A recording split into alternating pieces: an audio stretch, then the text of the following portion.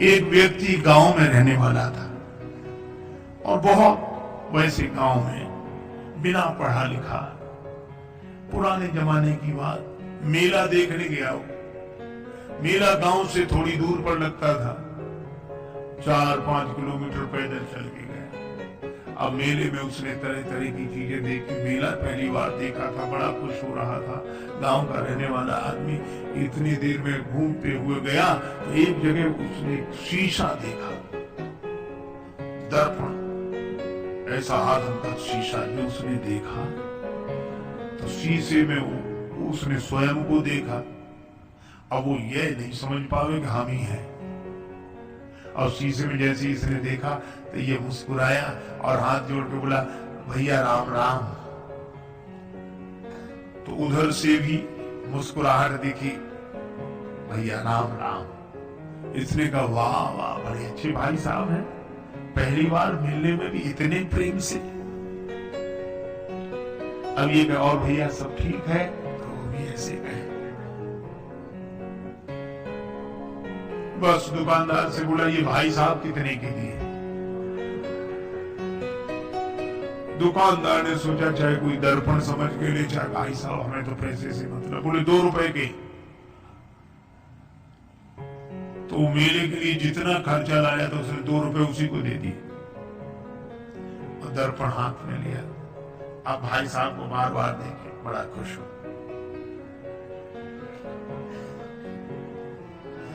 कृषक एक सीसा ले घर आयो, कृषक एक सीसा ले घर आयो, अपनों सो प्रिय साथी पाके हेरी हेरी हर सायो। कृषक एक सीसा ले घर आयो, कृषक एक सीसा ले घर आयो। तन मन धन दर्पण पे वारे, दिन में कीतिक बार निहारे। बार बार नतमस्तक है के बैठक में लटकायो। कृषक एक शीशा ले घर, शीशा लेकर आया, बैठक में लटका दिया। अब वो तन मन धन दर्पण पे वारे, दिन में कीतिक बार निहारे। अपनों सो प्रिय साथी पाके हेरी हेरी हर साय। अब भीतर पत्नी के पास बैठे और थोड़ी देर में गए, अजय 1 मिनट अभी आया, फिर जाए, और भैया अच्छी तरह हो, बढ़िया है, फिर लौट कर आ जाए। और मन में सोचे बड़े अच्छे भाई साहब है, ना खाते हैं ना पीते हैं और हमेशा मुस्कुराते रहते हैं, प्रसन्न रहते हैं, बहुत अच्छे भैया, वाह वाह। फिर जाए फिर आ जाए। अब दिन में 2-3 बार ऐसे ही करे तो पत्नी को लगा, पहले तो ये कभी ऐसे जाते नहीं थे, ये जाते कहाँ है? ठीक है, ये जब बाजार जाएंगे तब मैं देखूंगी। वो गए कहीं बाहर घूमने, पत्नी गई देखने कि देखूं तो क्या ये बैठक में क्या है जो बार बार। अब पत्नी गई तो वहां तो शीशा था और शीशे में जो पत्नी ने देखा तो उसे अपनी शकल दिखी। पत्नी बड़ी नाराज, मैं समझ गई, इसी की वजह से आता है। अब इसने मुक्का ताना, दांत कट गए, तो उधर से भी मुक्का ताना, दांत कट गए। बस संभ्रम चली आई घरवारी, सन्मुख सुंदर नारी निहारी। आय गई है सौत हमारी, क्रोध हृदय में छायो। कृषक एक सीसा ले घर आए। अब उसको बड़ा क्रोध हमारी सौत को ले आया है, इसी की वजह से आता है। और बस भाग पड़ी, बस मैं न रहूंगी, विष हो या डूब मरूंगी। विष खा लूंगी, मर जाऊंगी, कुएं में गिर जाऊंगी, बस रहूंगी नहीं, मैं तो अभी जाती हूँ, चाहे जो कुछ हो जाए। और रोना शुरू किया तो धाई सास बहू रानी ने कैसो रुदन मचायो। कृषक एक सीसा ले घर आए। उसकी सास दौड़ी, क्या हुआ बेटी, क्यों रो रही, बहू क्यों रो रही है? बहू बोली, अपने बेटे की करतूत देखो, बैठक में किसको लाकर बिठाया,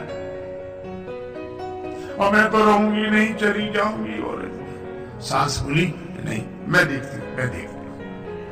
अब सास गई और सास ने बैठक में जाके जो दर्पण देखा तो उसे बुढ़िया दिखाई पड़ी। दिखेगी तो सास क्या बोली, अच्छा आप बाई राम राम। वो भी राम राम।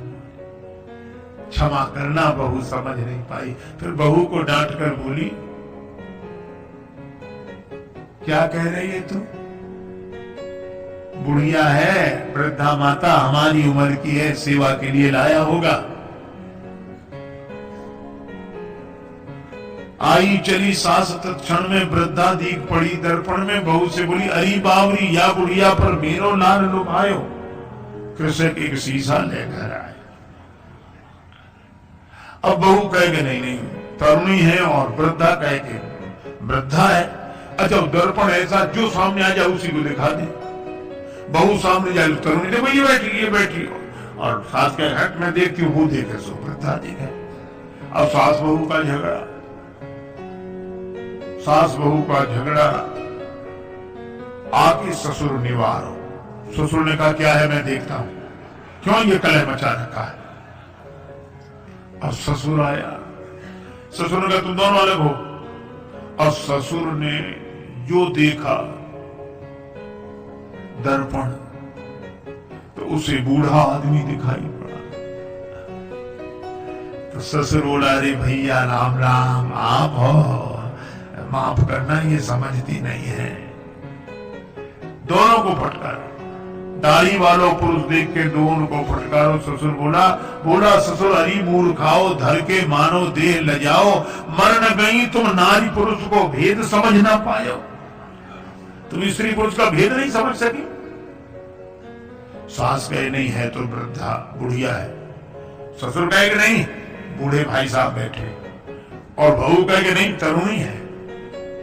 अच्छा अब एक बात बताओ, इनमें कौन आदमी गलत बोल रहा है? कोई गलत नहीं बोल रहा है, पर प्रश्न ये कौन सही बोल रहा है? कोई सही नहीं बोल रहा है और कोई गलत नहीं बोल रहा। इतने में वो व्यक्ति आ गया, गांव में गया था घूमकर। क्या है? मां बोली बैठक में किसको बिठाया है? वो बोला हमारे भाई साहब हैं। बहू बोली भाई साहब है। एक तरुणी को लाकर बिठाया। वृद्धा बोली नहीं वृद्धा है। और ससुर कहे, वो पिता कहे कि नहीं वृद्ध व्यक्ति है। वो कहे नहीं हमारी तरह युवक है। अब जो दर्पण के सामने जाए दर्पण उसी का चेहरा दिखा दे। अच्छा अब आप बताओ, शीशा से बनते सुदर्शन तापे मचो घोर संघर्ष। और इसके हाथ में जाए शीशा, उसके हाथ में जाए, इसके हाथ में जाए, और ऐसे हाथों में जाते शीशा गिर गया, टूट कर टुकड़े टुकड़े हो गया। और जैसे ही दर्पण टूट गया तो दो बचे कि एक ही। फिर दूसरा कोई था ही नहीं, न भाई साहब, न तरुणी, न वृद्धा, न वो वृद्ध व्यक्ति। एक ही था और एक ही है और एक ही। देखो कितनी अद्भुत बात। इसी तरह वह एक अद्वैत परमात्मा ही है।